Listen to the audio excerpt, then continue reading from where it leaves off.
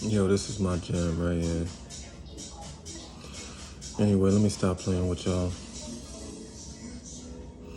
Jared, the 20-year recovering sex addict.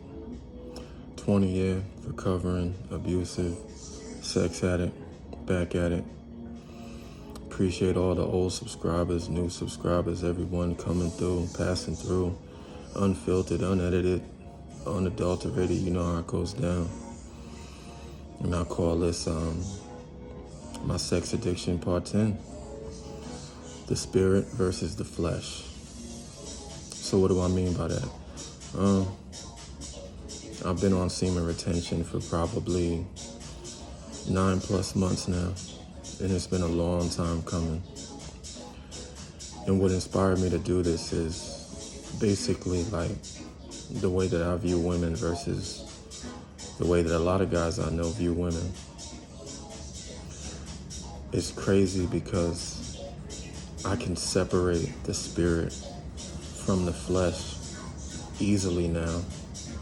Like I can look at a female and it's not sexual urges that just overwhelm me like they did back in the day, like they do most guys.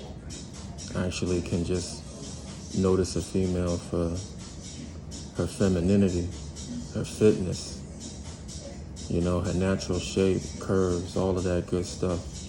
I actually appreciate what females look like instead of deducing them to sexual objects, which is crazy.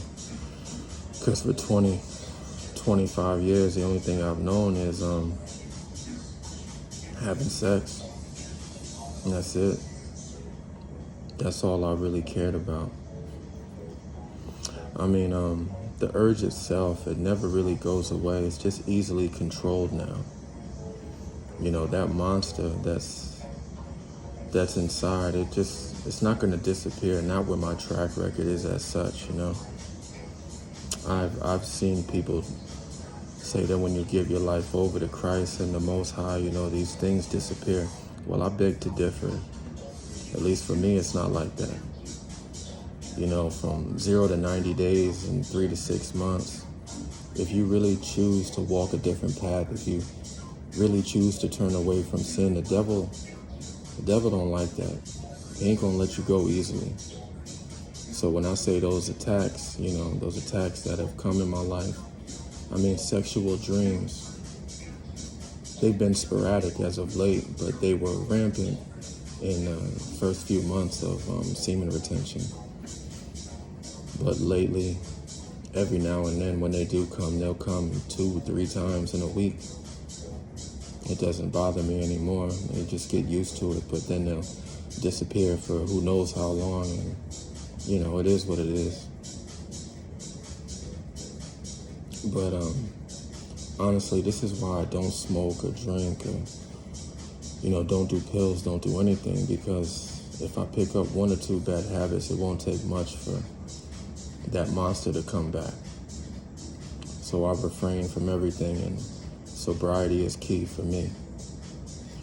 This is why I don't date. This is why I don't do relationships. And don't get me wrong, I've been hit on a few times. I still get hit on every now and then. Actually, sometimes more than every now and then, and it's flattering. It's not a flex, it's just reality. I keep myself in shape. I know I probably don't look my age, and I appreciate the compliments, But I don't have anything to offer females. The only thing I can offer you is sex.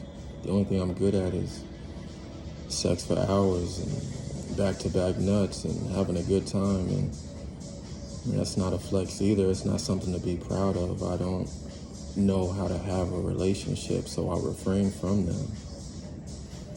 The sad thing is I've had a couple of very nice females in my life, and my sex addiction, my abuse, my habits, the extremes that have led my life ruined those relationships. And to be totally honest, it was probably a good thing. Not what I did to those females, but the fact that they ended, because had they continued to stay in relationships with me, it would have been even worse turmoil in the end. And that's just the truth. So I wish them the best. The crazy thing is I look at females a lot differently now. You know, I really do. I look at fitness. I look at femininity. When I see an in-shape female, an attractive female, I see the dedication and desire and determination to be healthy, to be fit, and that's attractive. I'm not looking at them sexually. It's not the urge that's looking at them. It's not the bedroom activities that overwhelm me. It's just actually the shape of that female. It's a beautiful thing. But it's crazy because when I notice the same female with certain co-workers, you know, they'll deduce them to sexual objects. And I'm not saying I'm better than them. I'm not. It's just that's the inspiration for this upload, because I don't view them the same way. And it's a beautiful thing. You know, in conclusion, what really brought this upload on is the fact that I'll be approaching a year that I've been clean. And when I say clean, I mean not from drugs, not from alcohol, but from sex. And I feel great. I'm very grateful. I'm very thankful to be on this journey, because sex is not a priority right now. It's what's led my life since I was a teenager. And don't get me wrong, I've had a lot of good times, but that's the flesh talking. And that's not something I really want to go back to.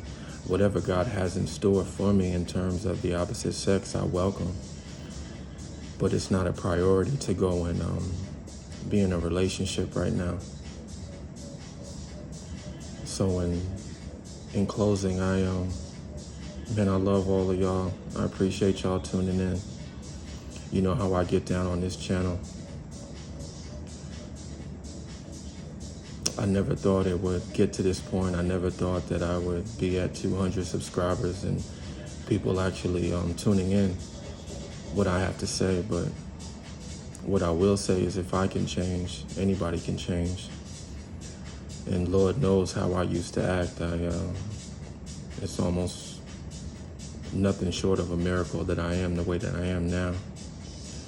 And I know a lot of people won't see me this way. A lot of people will define me by my track record, and that's okay. Because if they never see me any other way, I still appreciate everybody. I love each and every one of y'all.